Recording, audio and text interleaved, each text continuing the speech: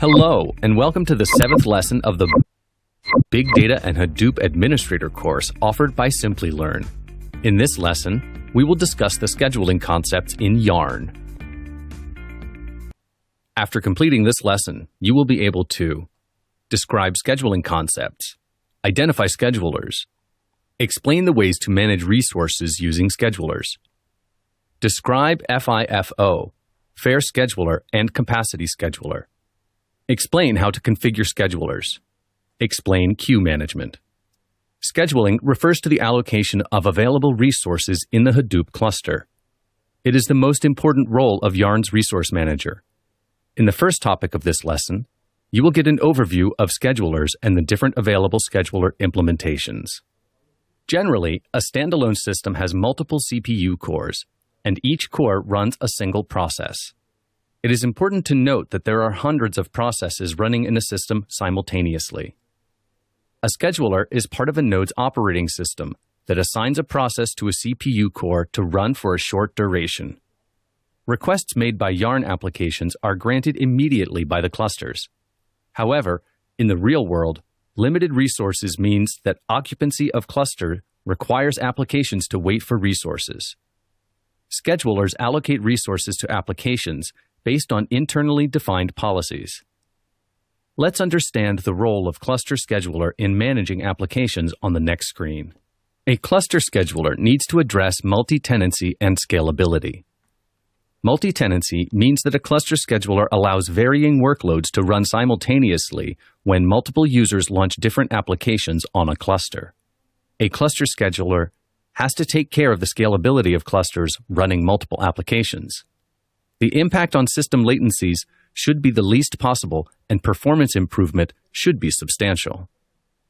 Schedulers are different in Hadoop 2.0 and Yarn.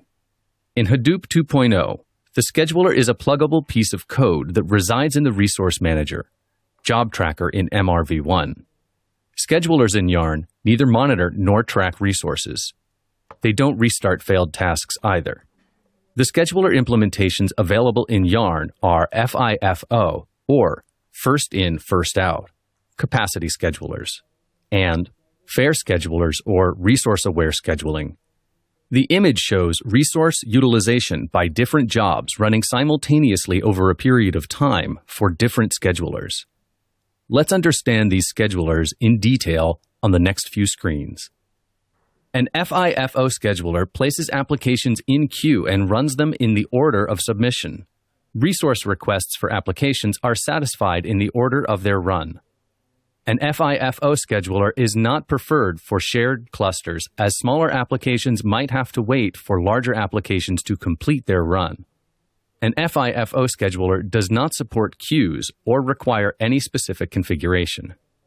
The capacity scheduler was designed to allow significantly higher cluster utilization while still providing predictability for Hadoop workloads and share resources in a simple manner using the common notion of job queues. Generally, queues are used to prevent applications from consuming more resources than they should. Separate dedicated queues allow small jobs to start immediately after submission, although this adds to cluster utilization. Queue capacities are reserved for jobs and queues. Queues may be further divided hierarchically, thereby allowing multiple groups within queues to share the allocated cluster allowance. In the following topics, let's understand how fair and capacity schedulers use queues and manage resources. A fair scheduler is a resource-aware scheduler. It allows cluster owners or administrators to allocate logical pools or queues containing resources for map or reduce tasks at cluster level for different departments, businesses, or sets of users. A fair scheduler dynamically balances resources amongst all running jobs. If an application submitted is the only application, then it receives all the resources for its run till another application is submitted. The new application is granted a portion of cluster resources assigned per pool. Fair sharing of resources allows multiple running jobs at the same time. In the second topic of this lesson, you will learn about Fair-Scheduler and its queue configuration, hierarchy, and policies to manage resources. A fair scheduler attempts to allocate resources to ensure that all running applications get an equal share in resources. Fair sharing works for applications both within and across queues. Remember the terms pools and queues are used interchangeably in Fair-Scheduler. You can enable Fair-Scheduler by updating the configuration property in yarn-site.xml. The property is yarn.resourcemanager.scheduler.class, and the value is org.apache.hadoop.yarn.server.resource-manager.scheduler.fair.scheduler. To configure a queue or a pool, a property and a value is provided, as mentioned below. Property: yarn.scheduler.fair.allocation.file. Value: /location/fair-scheduler.xml. These indicate that a fair scheduler will be used. The resource allocation details are also provided in the property, which points to the allocation file. Let's look at a scenario to better understand this. Imagine there are two users, A and B, each with their own queue. When A starts a job and there is no demand from B, all the available resources are allocated to A. However, when B starts a job while A's job is running, then each job is allocated half of the available resources. Now, if B starts a second job while the other two jobs are still running, it will share the resources with the first job started by B. Therefore, each of B's jobs will have 1/4 of the resources, while A continues to use half of the resources. The result is that the resources are shared fairly between users. Each application is placed in a queue named after the user. The queues are created dynamically when users submit their first applications. The configuration of each queue is specified in the allocation file. This allows the configuration of hierarchical queues. The image shows an allocation file for Fair-Scheduler. The queue hierarchy is defined using nested queue elements. All queues are the children of the root queue, even if they are not actually nested in a root queue element. Here, the development or dev queue is subdivided into engineering or eng queue and science queue. Queues can have weights, which are used for fair share calculation. In this example, the cluster allocation is considered fair when it is divided into a 40-60 proportion between production, or prod, and dev. The eng and science queues do not have weights specified, so they are divided evenly. Weights are not similar to percentages, even though the example uses numbers that add up to 100. This is done for simplicity. Specifying weights of 2 and 3 for the prod and dev queues respectively would achieve the same queue weighting. Queues can have different scheduling policies to allocate and manage resources.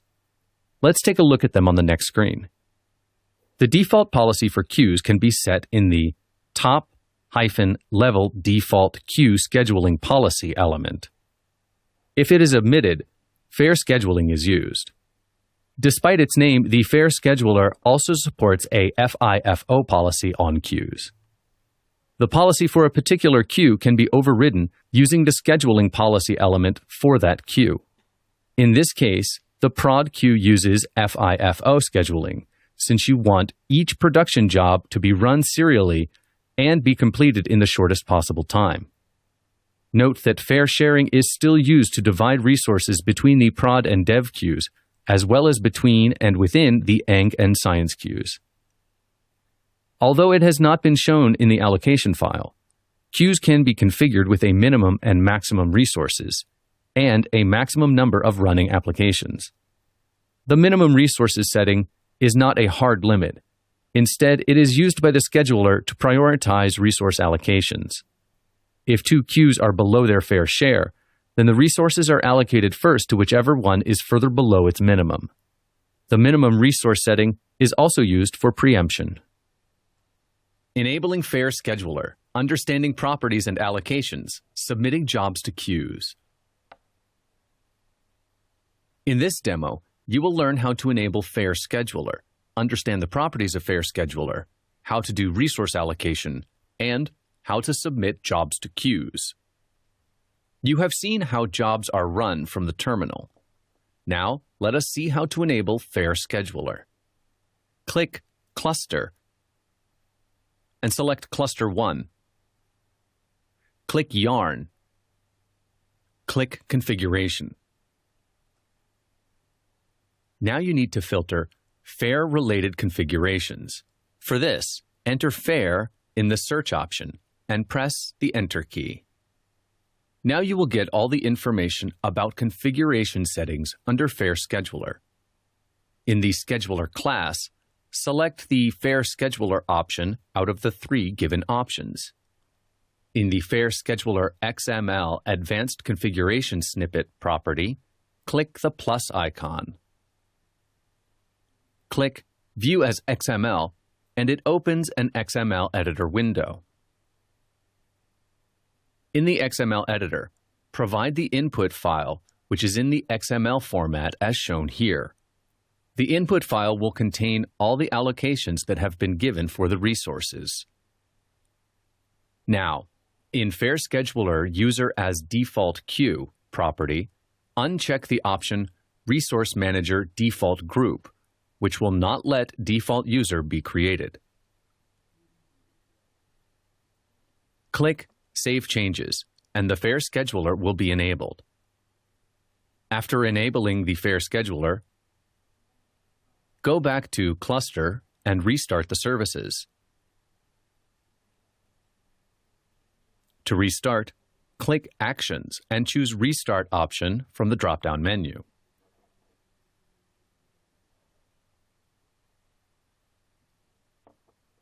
Now, let us learn about different properties under Fair-Scheduler and understand about resource allocations in the next few steps. Click Cluster and then choose Cluster 1. Go to Dynamic Resource Pool Configuration. As you can see, this page will show an error that reads, Role Resource Manager has the Fair-Scheduler safety valve set. Click Cluster and choose Cluster 1. Click Yarn Service and click Resource Pools. It will show the same error as Role Resource Manager has the Fair-Scheduler safety valve set. This means that the Fair-Scheduler is already enabled. Under Yarn Service Status, you will see 6 vCores running. You will also see the different resource pools. Click Configuration. You will be able to see that Fair-Scheduler is enabled. Check the different properties and resource allocations under the Fair-Scheduler.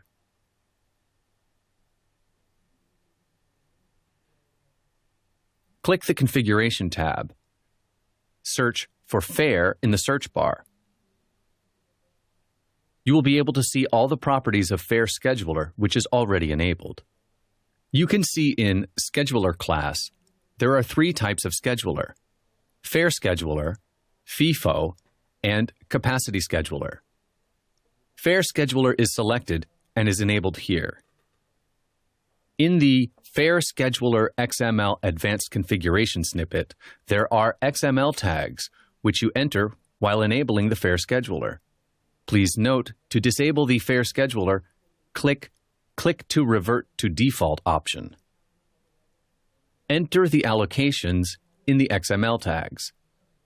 Also mention the default scheduling policy at the cluster level, which is Fair in this case. Now you will start creating queues. A queue called Production has been created, and you will give minimum and maximum resources to that particular queue. You can also give weightage. Weightage will specify the share of this queue in the resources across the cluster. Within the Fair-Scheduler, you can specify the production queue to follow first in, first out, or FIFO, so that jobs can be completed faster.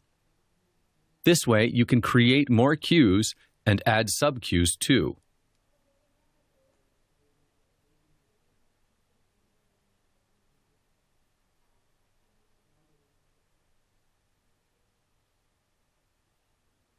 In the Fair-Scheduler User as Default Queue property, uncheck the option Resource Manager Default Group.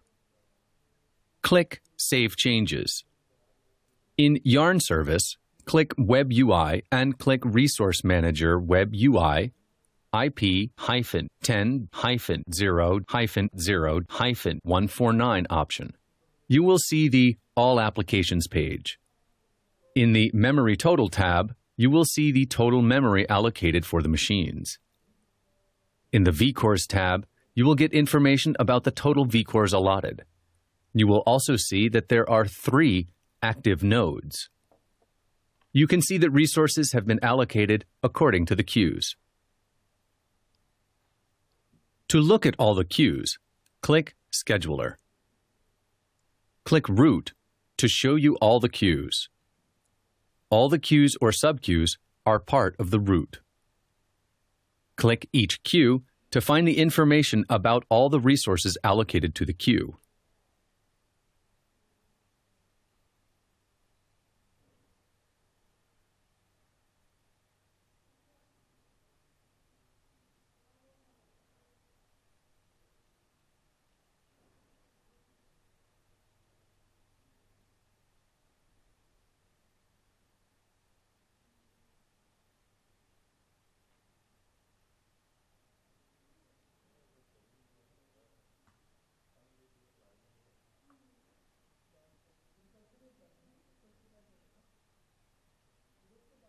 In the Nodes tab, you will get the information on how many active nodes, total memory, and vCores you have.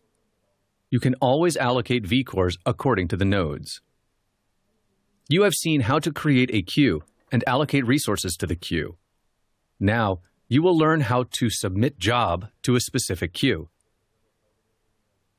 Pull out the codes from the previous run of the job.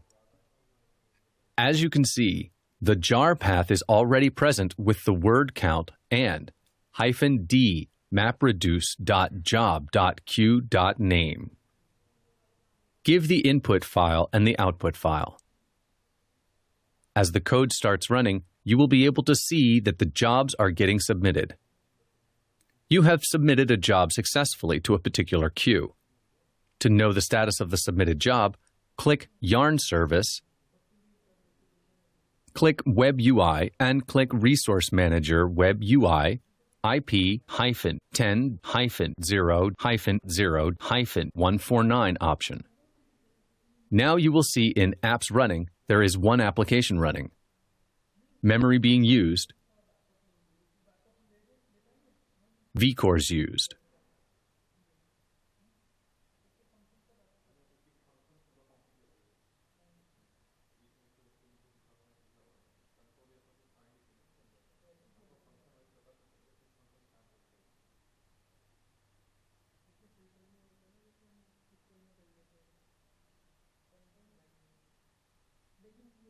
Click Applications, and this will show you the status of the applications. Click Application IDs to get the information about each job. So in this demo, we have seen how to enable Fair-Scheduler, allocating resources in Fair-Scheduler, and submitting jobs to the queues.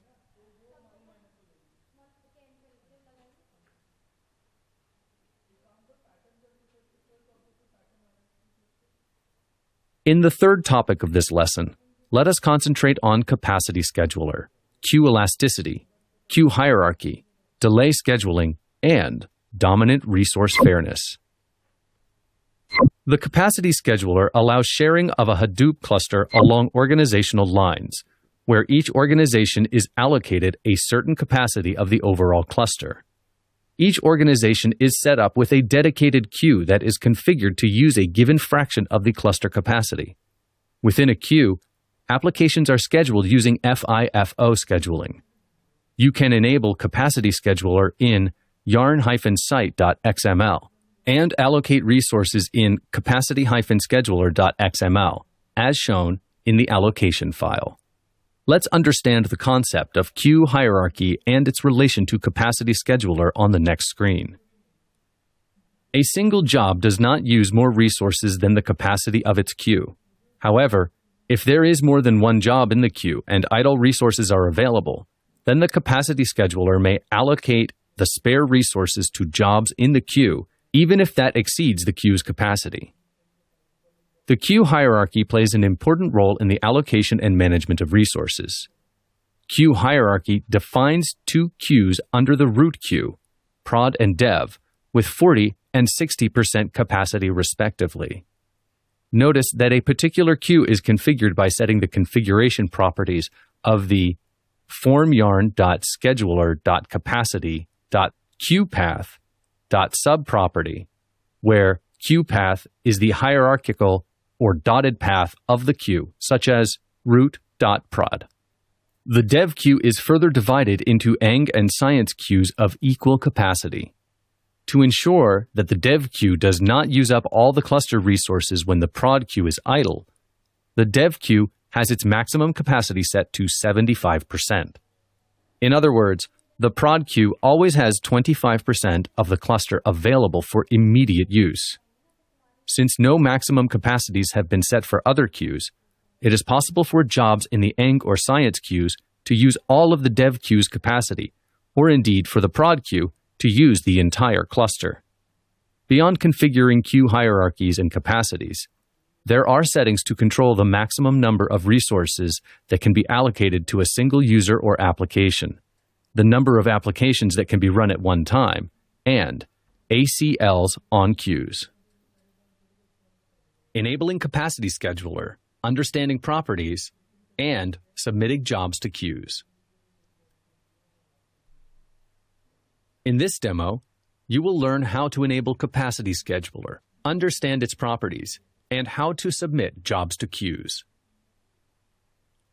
Select Cluster and select Cluster 1. Now click Yarn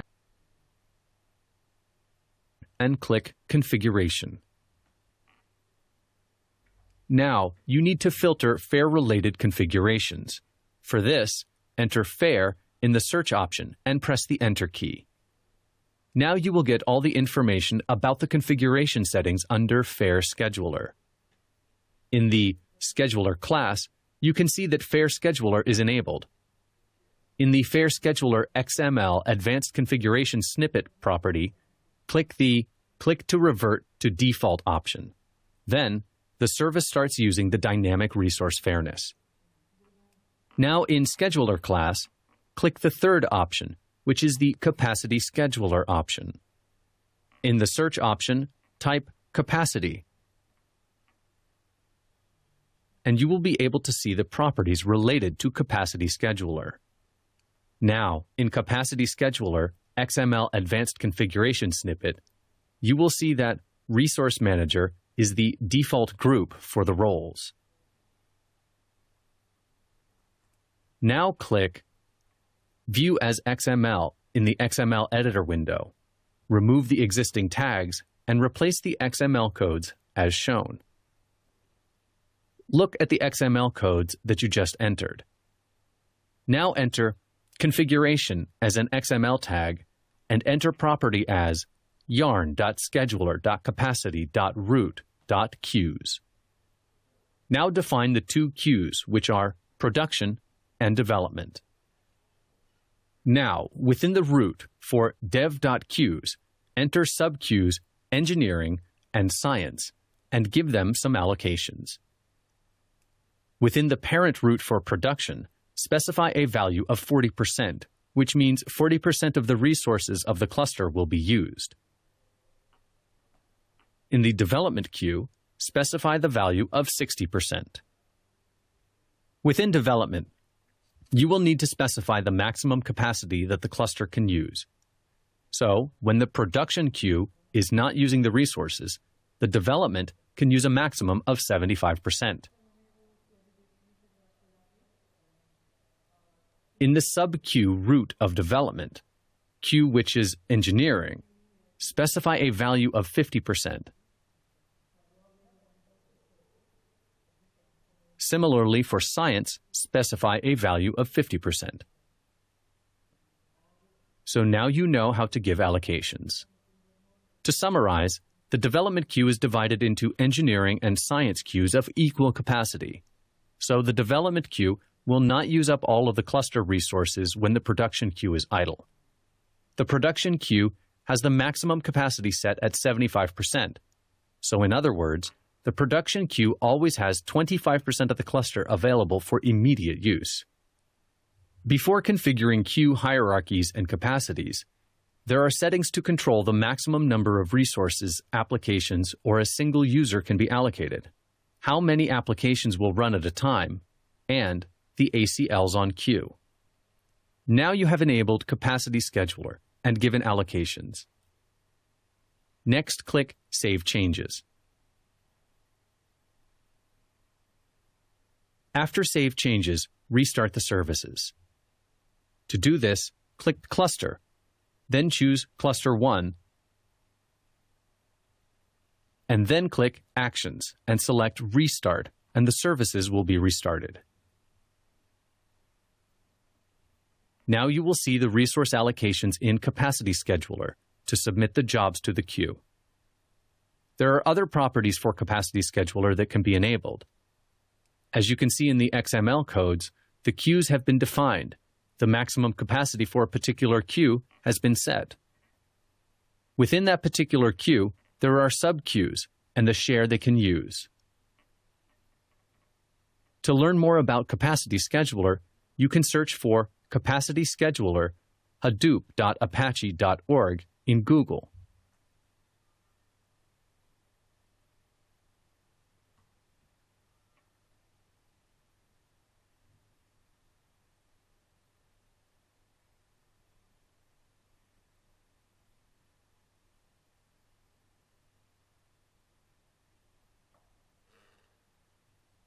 Now click Cluster 1, and then choose Cluster 1.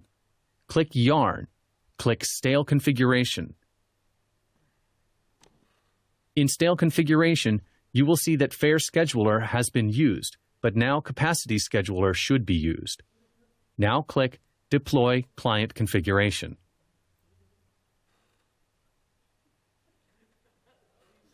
After client configurations are deployed, click Finish.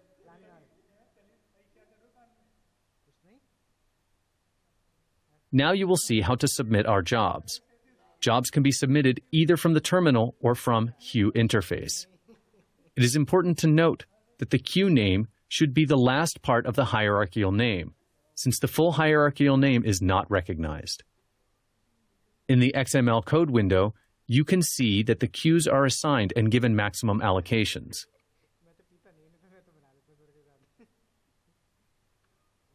Now click Yarn.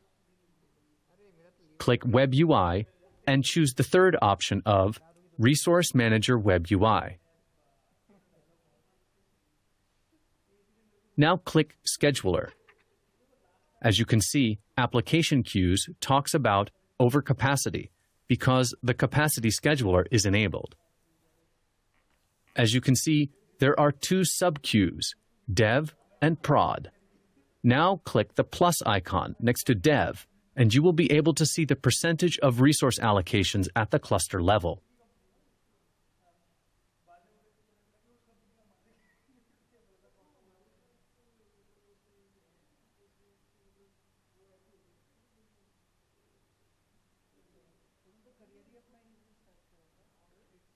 To submit a job to a particular queue, click Cluster, click Queue, and click Queue Web UI to go to the web interface. In the web interface page, provide username and password to log in. Now click Query Editor and click Job Designer. In Job Designer, you will see some jobs that are already set up to run against a particular queue. Now select the CCC-copy job and click Edit. Now change the output directory. To do so, type /mydata/simplio99 in the value field. Now click Add Property. In the property name field, type map.red.job.queue.name and in the value field, type prod. Now click Save. Select CCC-copy job and click Submit.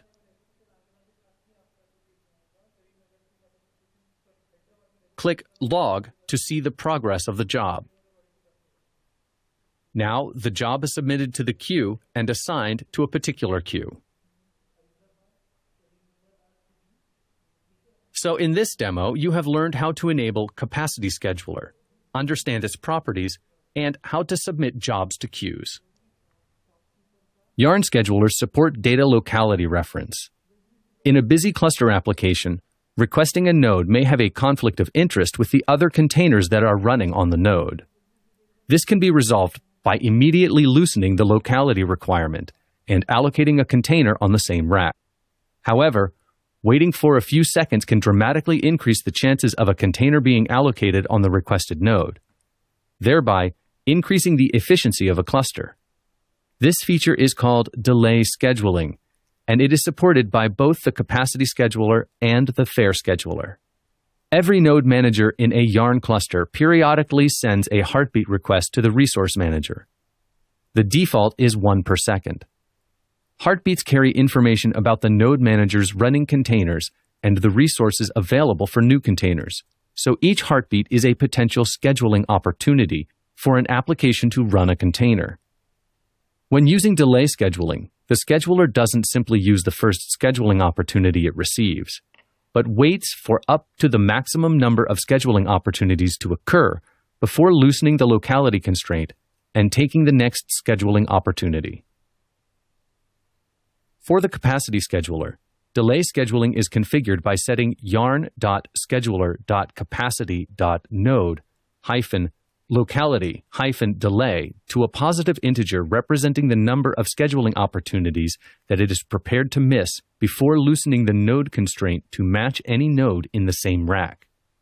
The Fair-Scheduler also uses the number of scheduling opportunities to determine the delay, although it is expressed as a proportion of the cluster size. For example, setting yarn.scheduler.fair.locality.threshold.node to 0.5 means that the scheduler should wait until half the nodes in the cluster have been presented scheduling opportunities before accepting another node in the same rack. There is a corresponding property, yarn.scheduler.fair.locality.threshold.rack, for setting the threshold before another rack is accepted instead of the one requested. Use Hue as web interface to submit jobs. In this demo, you will see how to use Hue as web interface to submit jobs. Click Cluster and then select your cluster, which is Cluster 1. Now click Hue. In Hue Service, click Web UI, which will take you to the web interface page. In the web interface page layout, click Workflows. Click Editors. Under the Editors tab, now click Workflows. In Workflows, you can define a set of jobs. In this interface, you can see a few examples in Workflow. For this, click Query Editors. Click Job Designer. Now, let's look at the steps to see the examples. Click Hue on the top left corner, which will take you to a new page. In this page, there are 4 tabs, which are Check Configuration, Examples, Users, and Go. When you click on the Examples tab, it gives an error message, as user Hue already exists. So to avoid the error message, click Sign Out at the top end corner. Now let's log in as HDFS with the appropriate password and click Sign In. By default, when you use Hue interface for the first time, you will be asked to create a user ID. However, the default user will be Hue, and that would be the admin for the Hue interface. Now click Administration, and then click Manage Users. which would, by default, show Hugh as a user. As previously discussed, since Hugh is the default user, an error message, "User name already exists," will be shown, and you will not be able to download the examples. As you have logged in as Hugh user, you cannot delete the Hugh user. So it is advisable to create another user, such as HDFS. To create a new user HDFS, click Add User. Now you can feed in the new username and password, and then click Next.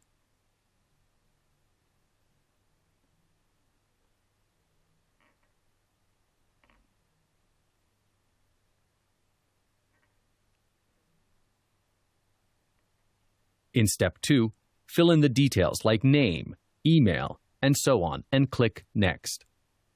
In Step 3, click Superuser Status and click Add User. This will add the user with superuser status along with Hugh. Once you have done that, you can select Hugh and delete it.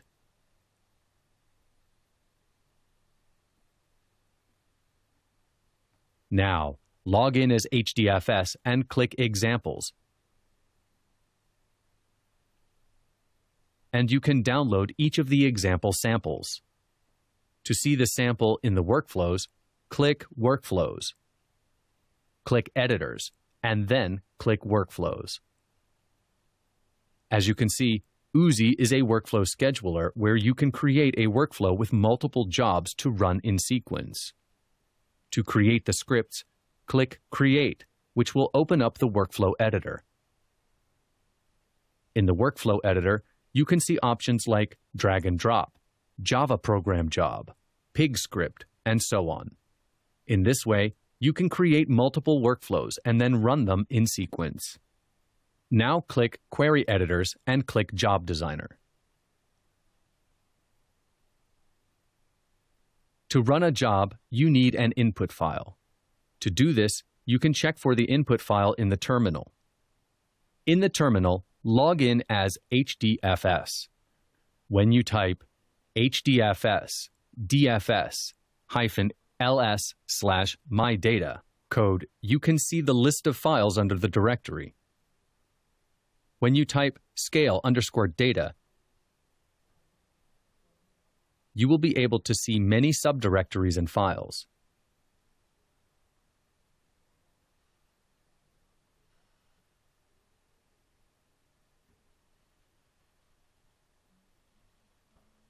Under the HDFS directory, you will see the file2.txt, and you can use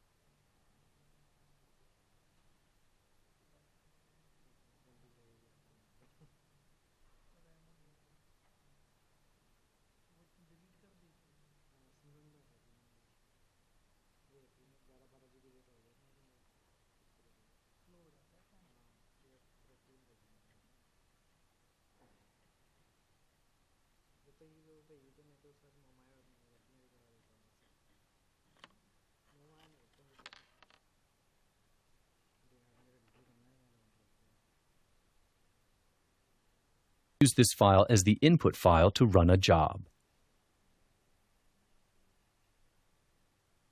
Now, let's go back to the Job Designer page and click New Action and choose MapReduce.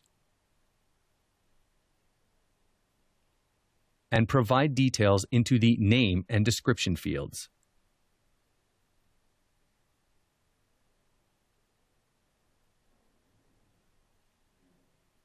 In the jar path field, enter the path by copying the path from the terminal screen.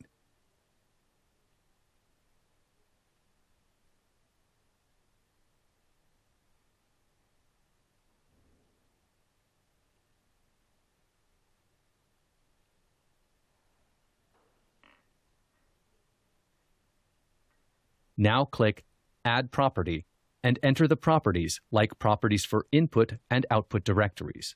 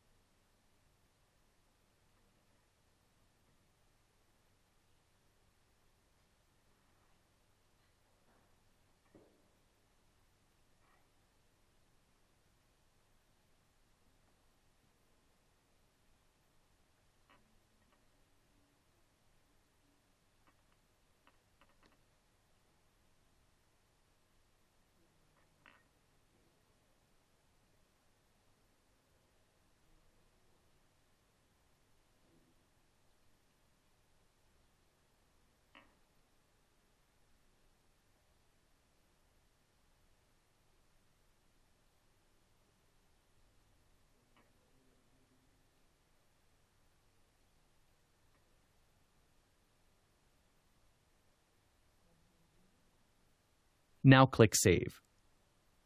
After locating the jar file path, copy and paste the path in the jar path field. For this, click Edit and paste the path into the jar path field.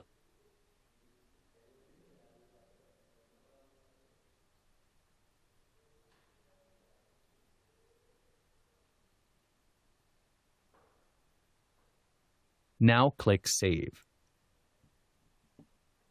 Now the job is ready, and you can click Submit, and the job will start running.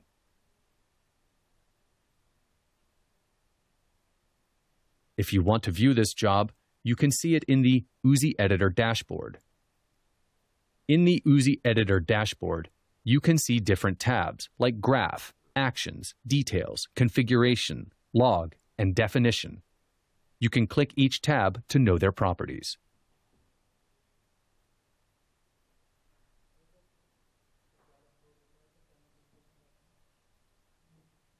You can also kill or suspend the job by clicking Kill or Suspend under the Manage tab. Once the job is running, click Job Browser to look at the status of the job. Jobs which are running will be shown as running under the Status tab. Under the Maps phase and Reduce phase, you can see how much percentage of the job has been completed. Click Job ID to look into the internal information about the job. Let's look at this job from the Resource Manager browser interface. This interface has 4 tabs, which are Attempts, Tasks, Metadata, and Counters. Now let's see the functionalities of some of these tabs. If you need to know how many running map and reduce jobs are running, click Tasks. Click Metadata to show the different properties which govern the running of the job. Click Counters, which will show the different counters, like how many map tasks and reduce tasks were run, and so on.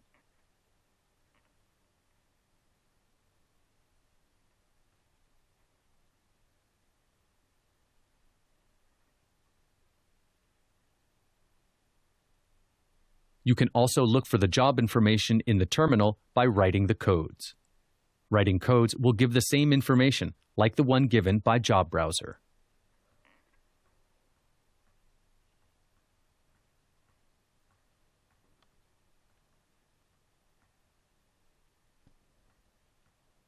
So, to get to the job information, you can use Resource Manager, User Interfaces, Hue, Job Browser, and Terminal.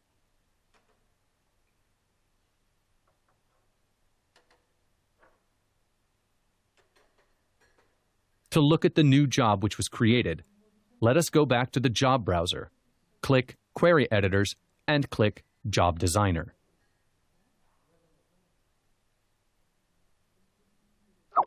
To replicate the job, click Copy, and it will create a copy of the job.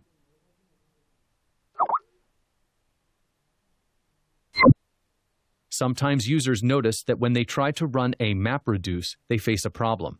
So, click New Action and select the appropriate option and submit jobs.